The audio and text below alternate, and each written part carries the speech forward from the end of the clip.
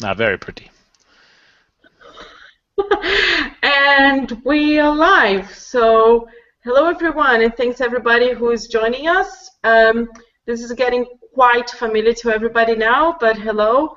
Here from London, I'm Renata, and I'm hosting this last Shalika Marathon America's 2016 live Q&A session. So as you can see, or hopefully you can see, we have a lot of special guests today who will probably or hopefully answer all your questions. So we will wait a few more minutes while everybody joins us. Just to tell you how we're going to run this today, is just like we've done in the previous live Q&As. So we have Anne Buchanan, who is your sort of student communications focal point, and she'll be here presenting you with some slides to take you through some really important information you need ahead of the event. And then after that, we're going to open up for questions. Then you can direct your questions to Anne herself, any logistics, off-track awards related questions. Then we have our, in order for you to see them, Joe Redfield, who is our battery electric specialist. Then Norman Koch, really special guest, so the Global Technical Director for Shalika Marathon.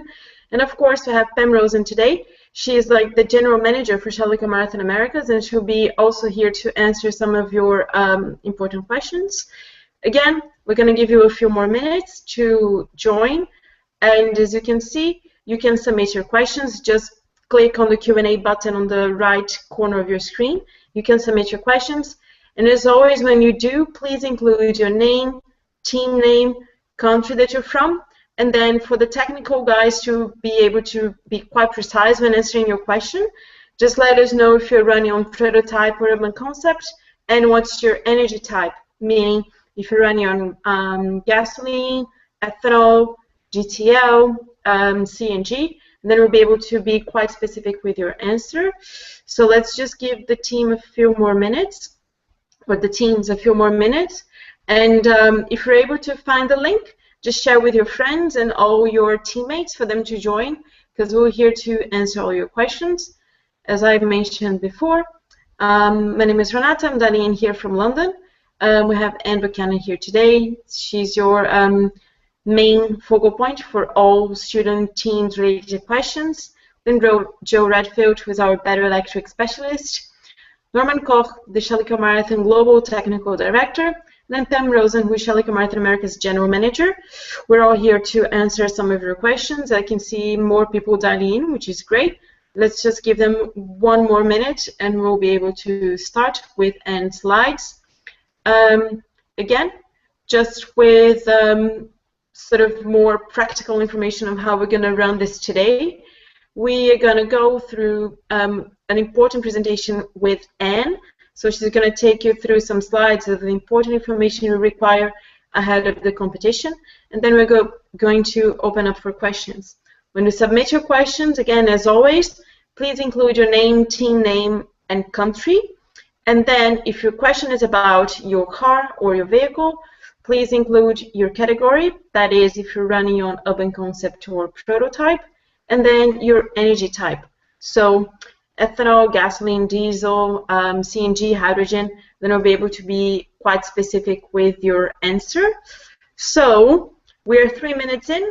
I think we can start. Yes, and I just saw Francis just fixed his question, so thanks very much. Now we're going to hand it over to Anne. She's going to take you through some slides. Again, submitting your question, please include name, team name, and country, and then category or energy type. Anne, it's with you now. Great. Thank you, Renata. Let me just share the presentation with everybody so we can go over it. Can you see this? All right. So thank you again, everyone, for joining the presentation today. And we are looking forward to the competition, which is just right around the corner. So thanks for all of your hard work up to this, and good luck during the final few weeks. As Renata mentioned, we're going to have a brief presentation where we'll discuss the registration process and the logistics, And then I will turn it over to Pam Rosen, who will discuss a few student engagement opportunities, and then we will open it up for the technical Q&A. Excuse me. All right, so first we will cover the registration and logistics. March 14th, as you all know, today is the Phase 3 deadline, so I've been emailing with a lot of the teams today. If you have any issues, please feel free to contact me, but please do submit your Phase 3 information by the end of the day. And March 25th is the dropout deadline, so we all know that teams face many challenges leading up to the event, and if you've realized that you won't have your vehicle ready in time or whatever reason you can no longer attend the event, please contact us and let us know if your team decides to drop out after the March 25th deadline, or if you don't inform us of your decision, then you will not be allowed to participate in the 2017 event. April 11th is the deadline for the Off-Track Awards, and of course the competition is April 19th through 24th. Speaking of the Off-Track Awards, you can see the awards on this slide and the amounts. So they're each $2,000.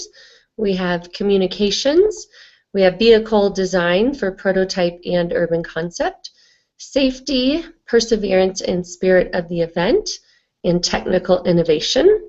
And again, those are due April 11th. You can apply via the registration website, and you can read all of the details about each award in the Chapter 1 rules, which are posted on shell.com. I believe we had a question about the schedule of events already, so hopefully this will help you all plan for your trip. So this year we are going to have the behind-the-scene tours with our partners on Tuesday. We'll go into that in a little bit more detail later on in the presentation, but we also would like to point out that the campsite will be opening earlier this year to accommodate those participants, and that will be at 4 p.m. on Tuesday.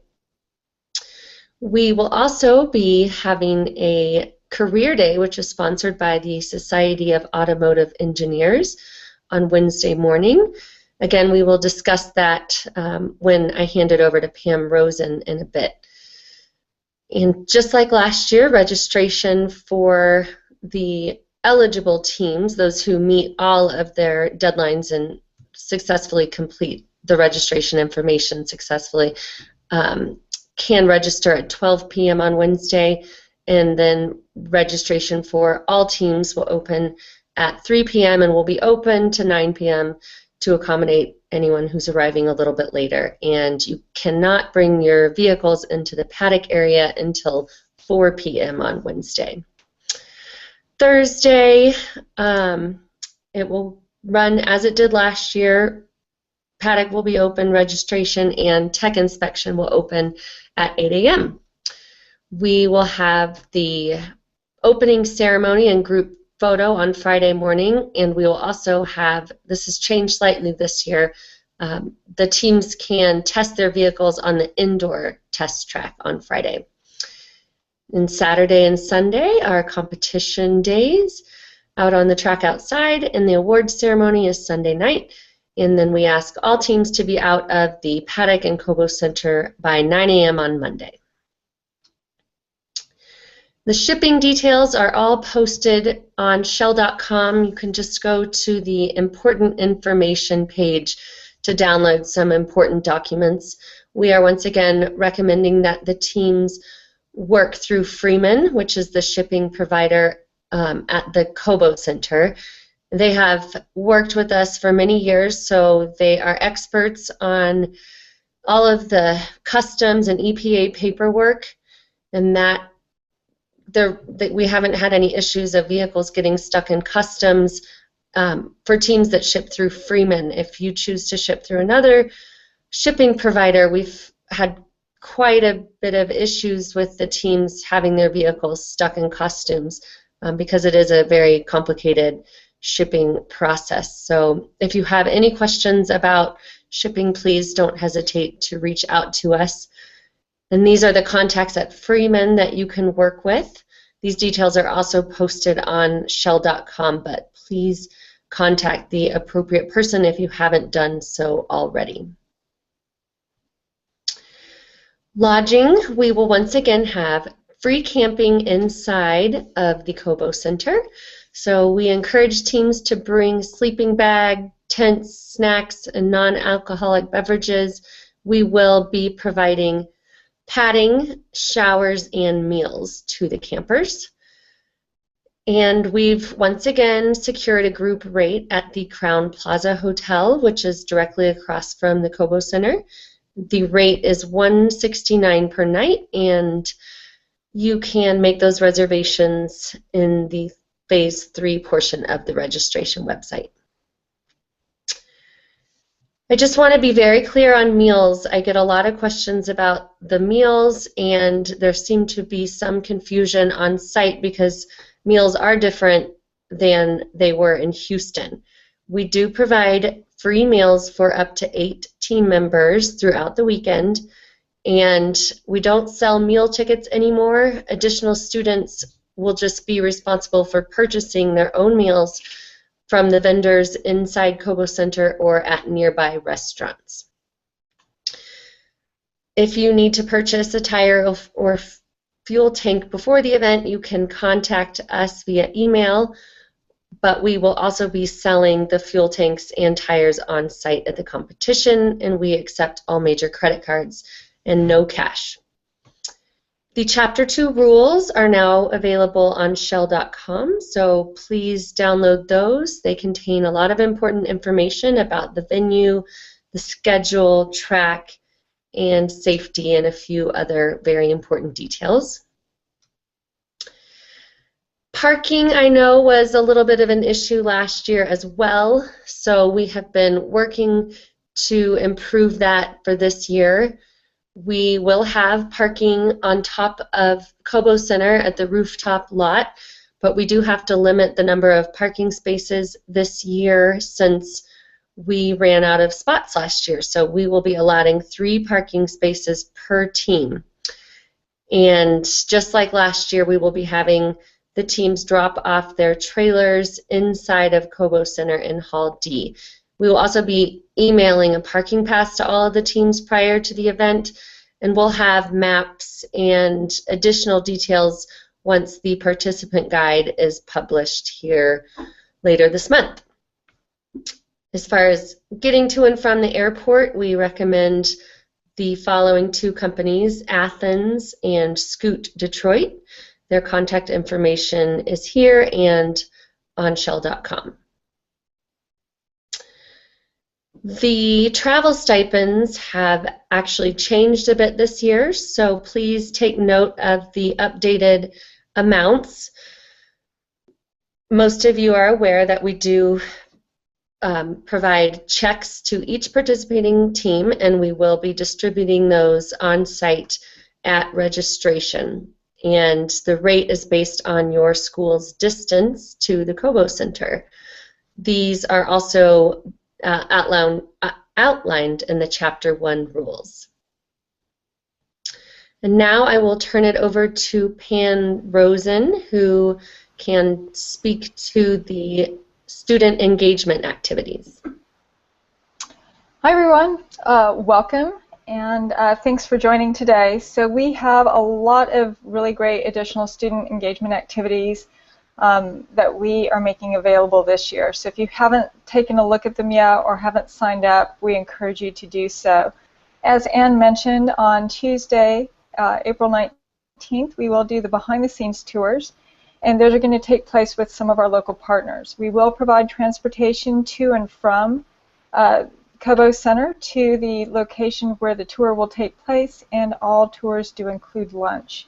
So some of the things that are going on are Fiat Chrysler automobiles. If you didn't have a chance to join the tour a couple years ago, that happened in December, I encourage you to come out for this one. They're doing something a little bit different this year. Ford Motor Company is offering a tour as well, so is Hitachi. The Henry Ford, of course, has come back with the tour of the Henry Ford and the Rouge Factory. And then finally, Opportunity Detroit. This is really cool. It's more interesting than you may realize at first. It's a look at downtown Detroit through the eyes of Rock Ventures and Quicken Loans and a lot of the stuff that they're doing for the revitalization of the city. So you get a really cool sneak peek into what they have going on there, and some of the more interesting areas of downtown Detroit, including some of the interesting graphic art, like Binky and other folks who've done the really cool graffiti in the garages. All of those things, if you are interested in attending those, we've had some links online for you to register for, but you can always email Anne at ecomarathonamerica's@shell.com. Next slide, please.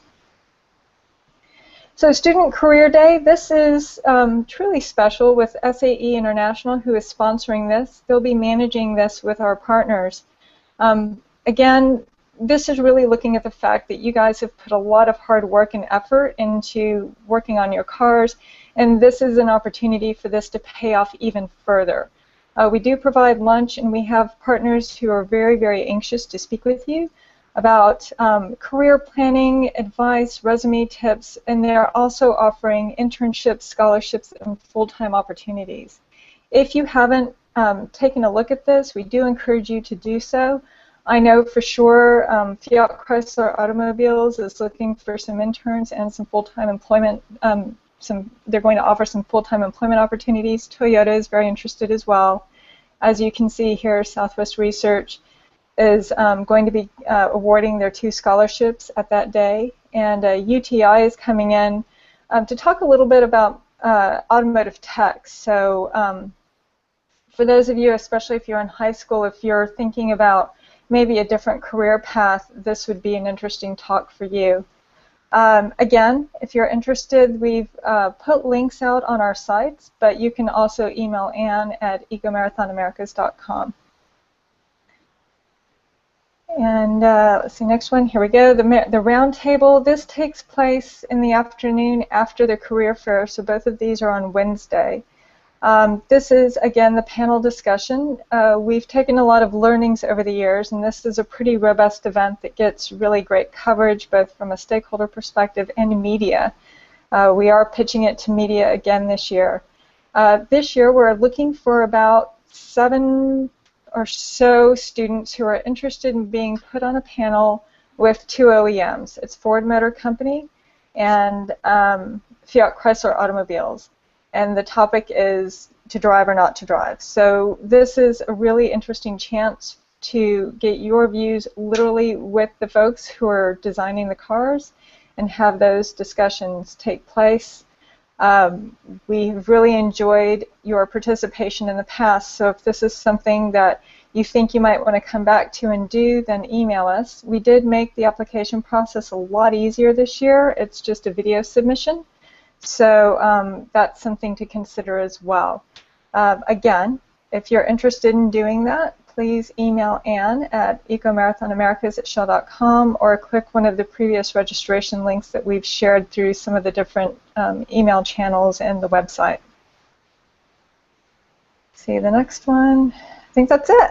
Thank you, everyone. Thank you, Pam.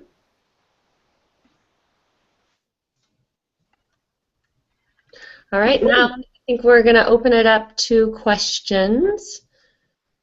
Yes, thanks, Anne. And you can stop sharing your screen because then we can see you back on screen. Thanks to everybody who already submitted their questions. Once again, just as a recap, whenever you want to submit a question, just please include your name, team name, country that you're from, and then if your question is technical, just please include your category. That means a concept or prototype, and then your energy type. So gasoline, diesel, ethanol, whatever it is. So without further ado, let's go to the questions.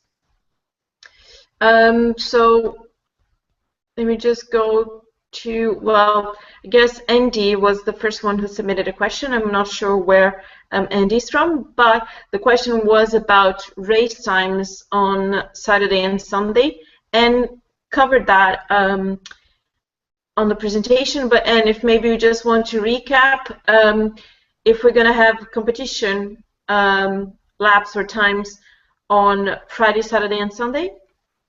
Sure, and we will actually be sharing a more detailed schedule soon that will be published in the participant guide, which we hope to have later this month. So please stay tuned for that. It'll be extremely detailed with what you can expect on the track, when the prototypes and urban concepts will be running. So we'll be sure to email that to the teams once it's available. But as I mentioned, registration will open on Wednesday, but the practice track will not open until Friday, and that will be indoors this year. The hours are 10 a.m. to 9 p.m. On Saturday, the competition runs will be outside on the track from 8 a.m. to 7 p.m. And Sunday, the track hours will be the same, 8 a.m. to 7 p.m. So we will be sure to post the additional details once they're available. Thanks, Anne. And now let me go to a question from, I think, Vincent or Vincent. It depends on where he's from in Canada. But from Team Beyond, and they're running on a battery electric prototype. The question is, are we in the obligation to drill a hole in our carbon fiber monocoque for the dual meter? He says the vehicle is competition ready, and of course, I don't think he would be liking to drill a hole in their monocoque carbon fiber or carbon fiber monocoque. So, Joe, Norman, who's taking that?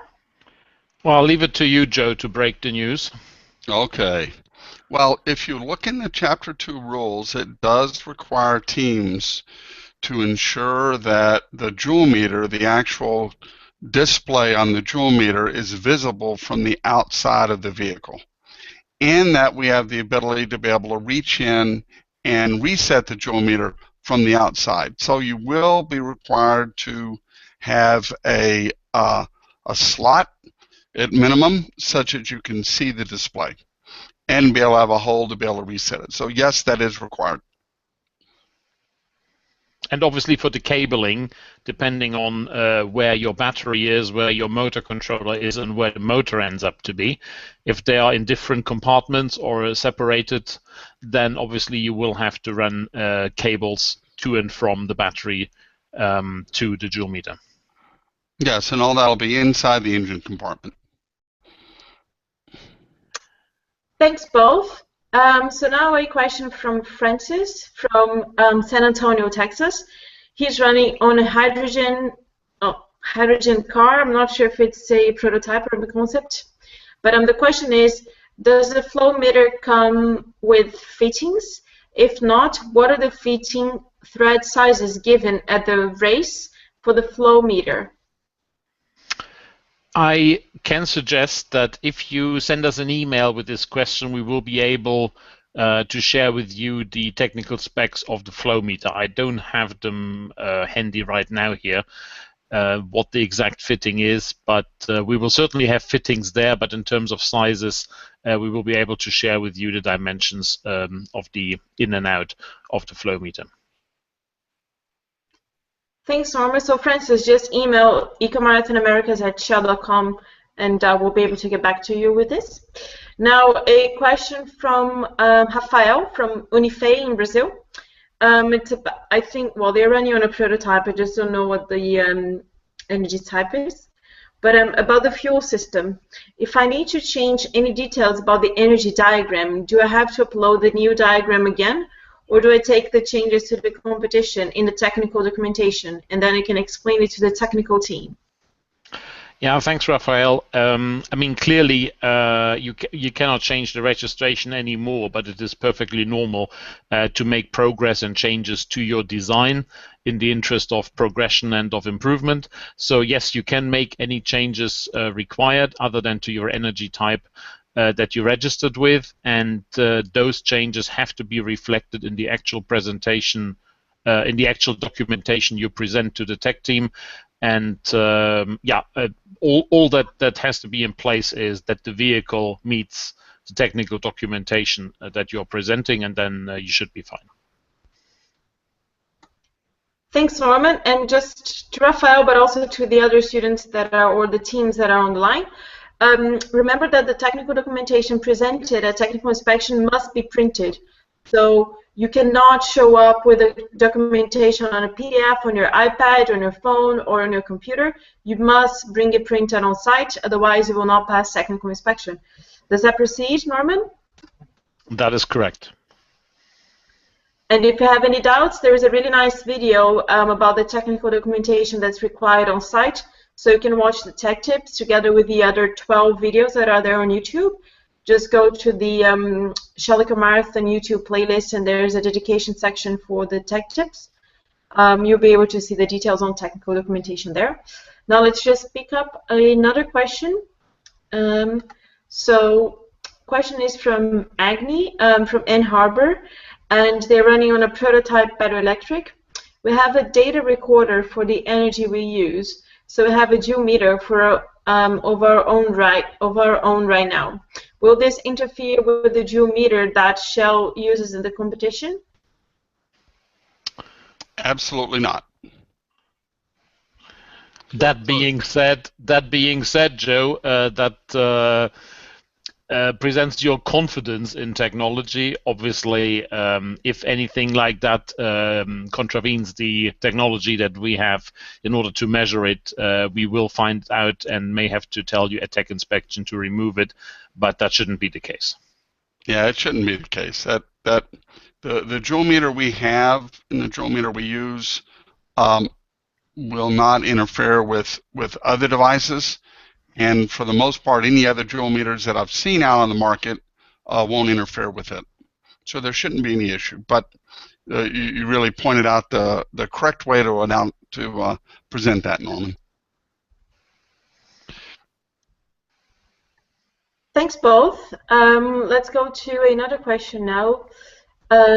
Again from Andy from St. Louis in the US.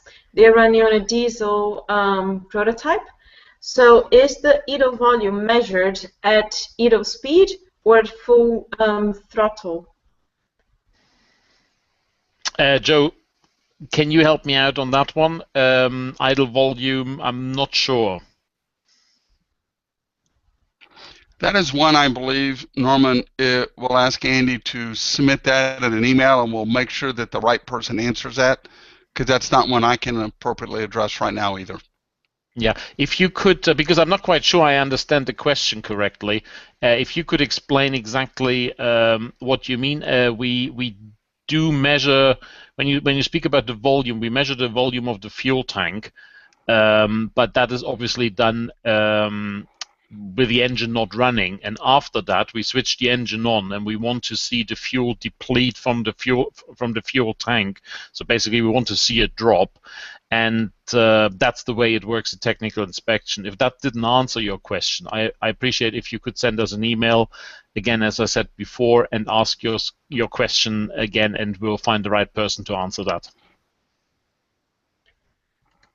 Thanks, Norman. Now let's go with another question about... Wait, I just lost it. Anyway, so let's go back to a question about... from Team Unife in Brazil. So they're running on a prototype ethanol, and the question is about the fuel line. Then Rafael is asking, do I need a specific fuel line, or can I use the same line of the pressure line? Not sure if you got the question. Yeah, I'm sure. I'm trying to understand what your question is there. You need, as the rules say, the fuel lines for any liquid fuel need to be translucent. So you need to have a clear, typically whitish, translucent fuel line so that we can see the colored fuel flowing through it. That has to apply to the entire fuel system. If you talk about gas lines, like for CNG and hydrogen, they have to be made out of materials that are compatible with both hydrogen or CNG accordingly, and have to be in line with the pressure that you set post your regulator. Thanks, Norman. And now let's go with a question from Mark, there he's running on a prototype, on an urban concept car, sorry, and then he says, Article 49 about tires for urban concept cars says it is strongly recommended to use flat profile tires. Will rounder profile tires have a problem with the technical inspection? The tires we have in mind meet the width requirements, but I guess this question is quite specific about tires. Norman? Yeah, Mark, as you said, if the tires that you have chosen meet the width requirements, then you should have not a problem. It is only a recommendation because in the past we have seen high-profile tires which do not provide enough width at the road contact area.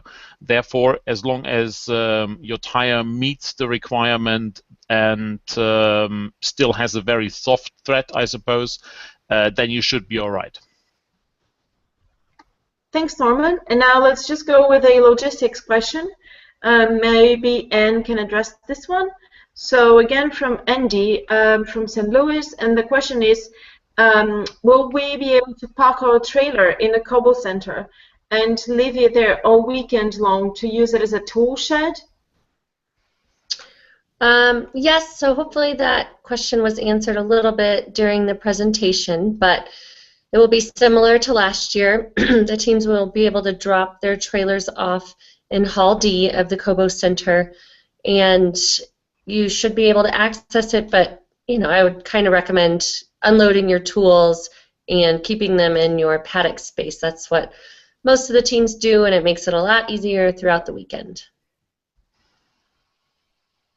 Thanks, Anne. Now let's go with a question from Luke Becker, and they're running on a number concept car. So the question is, how does Shell plan, or how do you plan to compare the E100 and GTL? Is there a formula for the conversion? Norman? Yeah, all internal combustion fuels are compared via the calorific value of the same amount of fuel. So if you want to check that out, I suggest you read Article 54 of the rules, which explains how the normalization is being done. So all liquid fuels are reported in kilometers per liter normalized, or in American terms, miles per gallon normalized for gasoline. Thanks, Norman. And now a good question from Francis, more about technical inspection. So his question is, well, they're running on a hydrogen prototype, and then the question is, could you please elaborate on how the turning radius will be tested?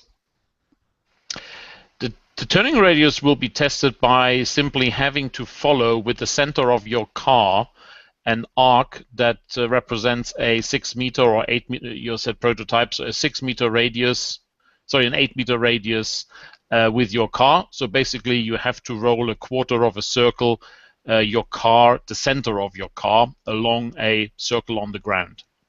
As simple and as straightforward as that. Thanks, Norman. And now a question that was not answered, but I know that the topic came up before today. So the question's from, I think it's Haroldo Madureira, if I'm saying your name correctly. But can I drill a small hole onto the bulkhead to pass a cable for a pull starter cord? Yeah, similar question as to before. If you read the rules about the bulkhead is meant to protect the driver from three things: from debris, from flying objects that could occur through to breakage in your energy compartment, from fire, and from smoke.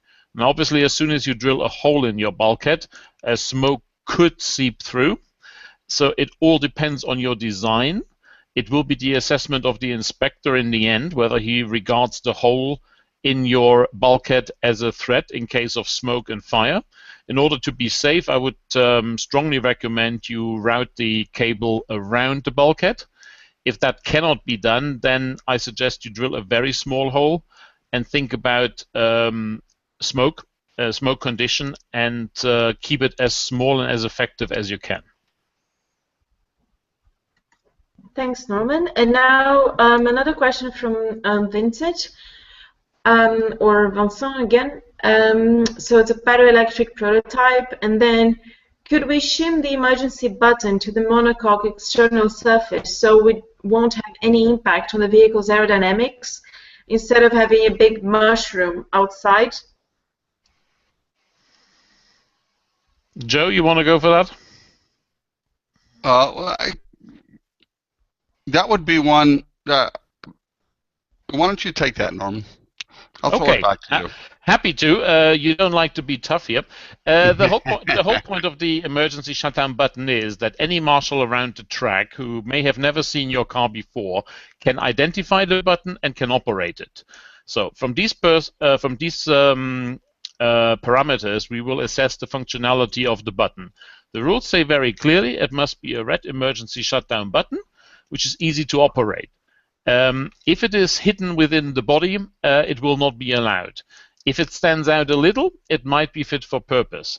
So without seeing your exact design or your proposed design, it is very simply impossible to say clearly yes or no.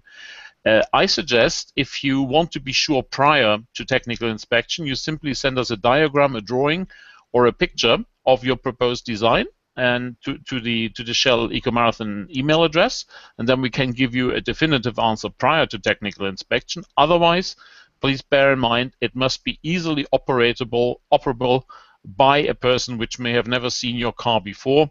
So that is the main function of the emergency shutdown button. Any specific answer I could only base on having seen the actual design.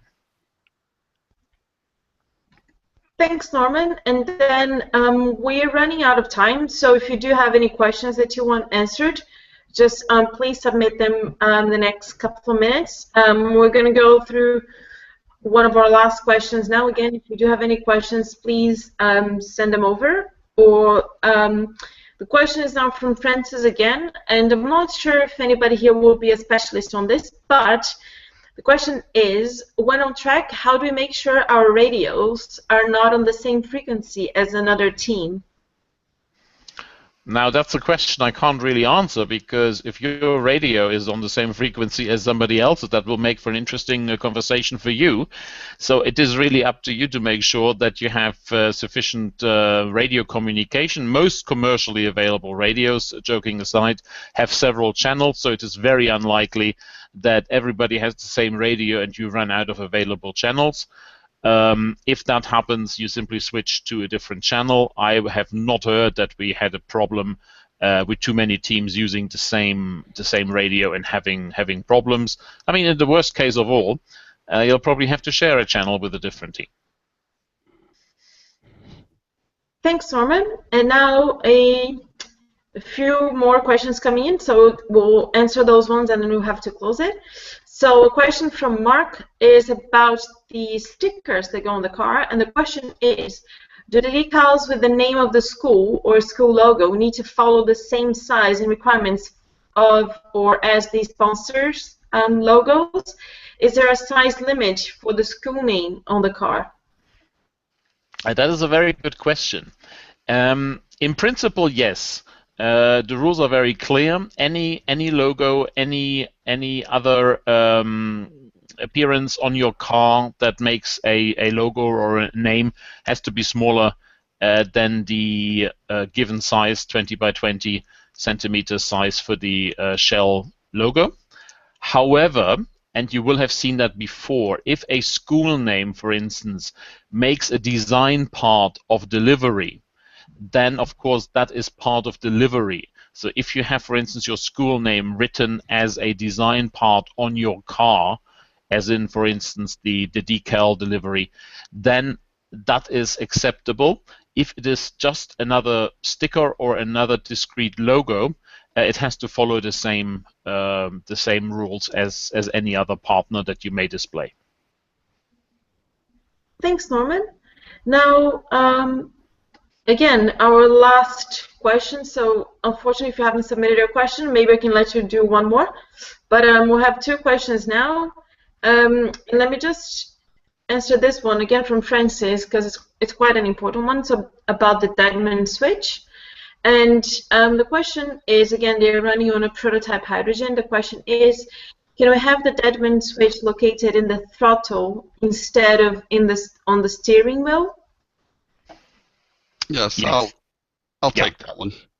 So the answer is yes. There is no requirement to put the deadman switch on the steering wheel. The functionality needs to be provided. It can be provided in a hand throttle. It can be provided in a foot throttle. It can be provided in a physical switch on the steering wheel. But there is no requirement that it has to be on the steering wheel. The functionality needs to be provided, and that's what will be tested in tech inspection.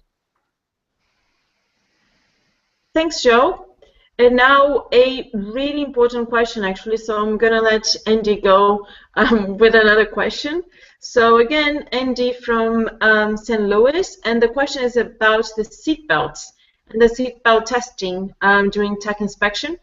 It is my understanding, or Andy's understanding, that we actually pick up the car with the driver inside the car using the 5-point harness. Is this correct? And his worry is that that would not prevent the driver from being crushed. Norma, do you want to explain to him how tech inspection works with the seatbelt? Yeah, I'm very glad to let you know we've never crushed any driver in the previous years. The way it works is we will basically lift the belt buckle. So when the 5-point safety belt is closed, we will lift on the belt buckle and pull upwards, so the driver sits comfortably in the car, and all we do is pull the car on the belt buckle upwards. So there's nothing crushing the driver at all. Actually, it is loosening the belt on the driver.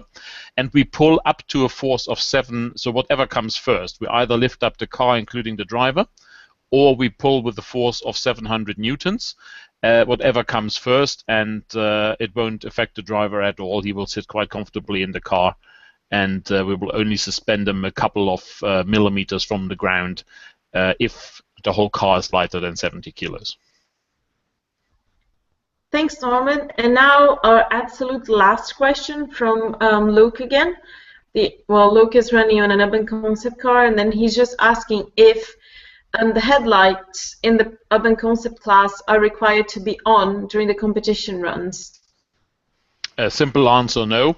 They have to be functional, so they have to be working, but they don't need to be switched on during competition. Thanks, Norman. I guess we ran out of time, and Haroldo, I know you submitted another question now, and he's Harold from Indiana State University, but I think we answered your question about the hole on the bulkhead. So basically, he's asking if they can drill a hole on the bulkhead to pass a cable for the pull started for the engine, but I think we did answer that one before. Yes, so please ask yourself, can smoke come through as soon as you drill a hole? The inspectors will assess that situation from the safety point of view for fire and smoke hazards. If it is well designed, I have seen solutions before where it works.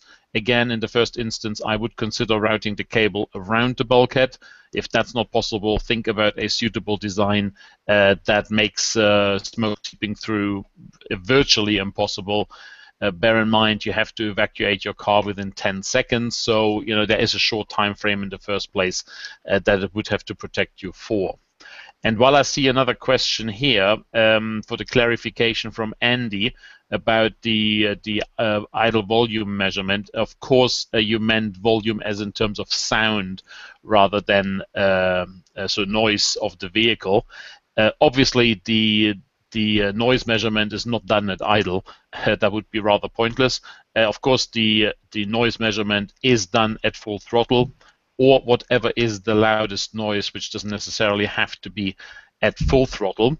So we will certainly test out your vehicle in terms of its noise 4 meters behind in a straight line of your exhaust at the loudest that at any speed the loudest it will be. Typically full throttle, of course, yes.